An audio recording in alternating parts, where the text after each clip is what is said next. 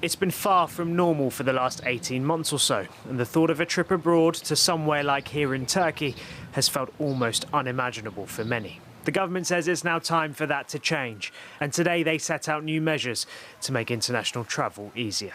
We're announcing a new, simpler, easier system which will decrease the burden on people travelling and stay in place at least till the new year.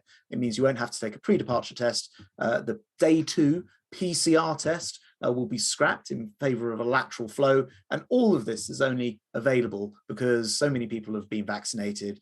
So what's changing? Well, the 3 travel lists, red, amber and green, will be slimmed down to just 2. A red list of 54 countries where travellers will need to quarantine in a hotel for 10 days, and a rest of the world list. 8 countries, including Turkey, Egypt and Pakistan, will be taken off the red list and will go on to the rest of the world list. There are also major changes to testing. If you're double jabbed, the 2 tests you need to do at the moment, one before travel and one after, costing around £70, will from next month be replaced with a single lateral flow test when you get back to England, which will cost around £20 instead. Unvaccinated passengers will still have to pay for PCR tests and will have to quarantine when they return from any destination. It's what our customers wanted to see. The stability that will give us allows us to have confidence that we'll be able to talk to customers about the holidays that they want to be able to book. So from that perspective, the future is bright for us in the travel industry, certainly a lot brighter than it's been in the past. Practices. Remember those? John Kennard and his family haven't gone away since their trip to Lanzarote 2 years ago. They've booked a holiday, which has now been postponed 3 times, and they welcome any changes which makes travelling slightly easier.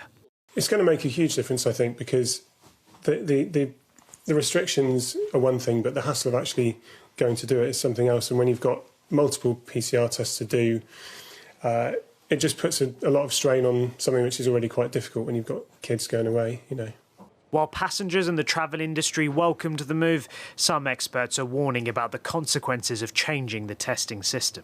So lateral flow tests would miss low levels of infection, and they also they wouldn't provide us with the option of getting sequencing information so that we know what variants are being imported into the country.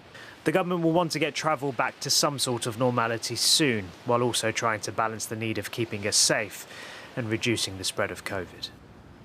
It's a major shake-up to a system that's been in place for some time, and as you heard from the Transport Secretary there, the hope is that this will be in place until the new year. We understand that red list will still continue to be monitored. It could be changed every 3 weeks or so, depending upon the situation elsewhere.